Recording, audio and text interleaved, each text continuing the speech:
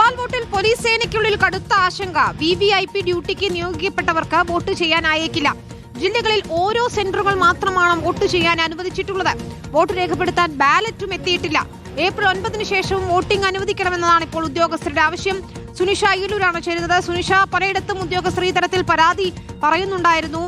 നിരവധി ആളുകൾക്ക് ഇത്തരത്തിൽ വോട്ട് ചെയ്യാൻ കഴിയില്ല എന്ന ആശങ്ക തുടരുകയാണ്. തപാൽ വോട്ടിൽ ഇപ്പോൾ 8-ാം തീയതി വരെ നീട്ടിയിട്ടുണ്ടെങ്കിൽ പോലും പലർക്കും അത് ചെയ്യാൻ കഴിയില്ല, വോട്ട് ചെയ്യാൻ കഴിയില്ല എന്ന സാഹചര്യമാണെന്ന് തോന്നുന്നു, അല്ലേ?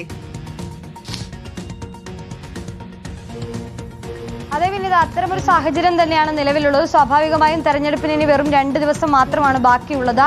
സ്വാഭാവികമായും വോട്ട് ചെയ്യേണ്ട സമയം ഇതാ 8-ാം തീയതി വരെ നീട്ടിയിട്ടുണ്ടെങ്കിൽ പോലും ആ സമയത്തിനുള്ളിൽ പൂർത്തിയാകുമോ എന്നൊരു സംശയം തന്നെയാണ് നിലവിലുള്ളത്.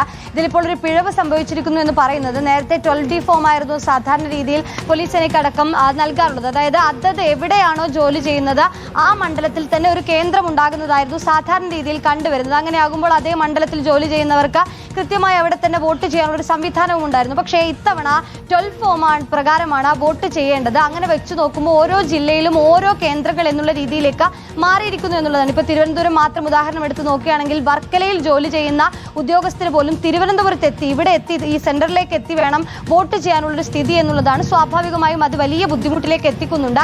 നിരന്തരം ഈ തെരഞ്ഞെടുപ്പ് പ്രചരണത്തിന്റെ ഭാഗമായി VVIP ആളുകൾ ഇവിടേക്ക് എത്തുന്നുണ്ട്. അതുകൊണ്ട് തന്നെ അത്തരത്തിൽ VVIP ഡ്യൂട്ടി ലഭിക്കുന്ന പോലീസ് ഉദ്യോഗസ്ഥർക്കൊന്നും തന്നെ അവിടെ നിന്ന് മാറാനുള്ളൊരു സാഹചര്യം പോലും ലഭിക്കുന്നില്ല എന്നുള്ളതാണ്. അതുകൊണ്ട് തന്നെ വലിയ ആശങ്കയിൽ തന്നെയാണ് ഉദ്യോഗസ്ഥരെ സംബന്ധിച്ചിടത്തോളം ഉള്ളത്. പലരും ഈ വോട്ട് ചെയ്യാൻ എത്തിയപ്പോൾ ബാലറ്റ് എത്തിയിട്ടില്ല എന്നുള്ളൊരു മറുപടിയാണ് ഉദ്യോഗസ്ഥരുടെ ഭാഗത്തു നിന്നും ലഭിക്കുന്നത് എന്നതാണ് മറ്റൊരു കാര്യം കൂടി. അങ്ങനെയെങ്കിൽ ഈ 8-ാം തീയതിക്കുള്ളിൽ വോട്ട് ചെയ്യാൻ കഴിയില്ല, എല്ലാവർക്കും വോട്ട് ചെയ്യാനുള്ളൊരു സാഹചര്യം ഉണ്ടാകില്ല എന്നത് തന്നെയാണ് ആശങ്കയായി വരുന്നൊരു സാഹചര്യം കൂടി. നിലവിലിപ്പോൾ അവർ ഉന്നയിക്കുന്ന ഒരു കാര്യം, അതായത് തെരഞ്ഞെടുപ്പ് കമ്മീഷനോട് പറയാൻ ആലോചിക്കുന്ന ഒരു കാര്യം, 9-ാം തീയതി തെരഞ്ഞെടുപ്പ് കഴിഞ്ഞതിന് ഒരാഴ്ചക്കുള്ളിൽ വോട്ട് ചെയ്യാനുള്ളൊരു സംവിധാനം അത് സേനയ്ക്ക് ഒരുക്കണം എന്നുള്ളതാണ്. അത്തരത്തിലൊരു ആവശ്യം പരാതിയായി തന്നെ അല്ലെങ്കിൽ ആവശ്യമായി നിവേദനമായി തന്നെ തെരഞ്ഞെടുപ്പ് കമ്മീഷന് നൽകാനുള്ള ഒരു ആലോചന കൂടി സേനയ്ക്കകത്ത് നടക്കുകയും ചെയ്യുന്നുണ്ട്. നിലവിൽ വലിയൊരു ആശങ്ക കേരളത്തിൽ അങ്ങോളം ഇങ്ങോളമുള്ള പോലീസ് സേനയെ സംബന്ധിച്ചിടത്തോളം ഉണ്ട് വിനീത.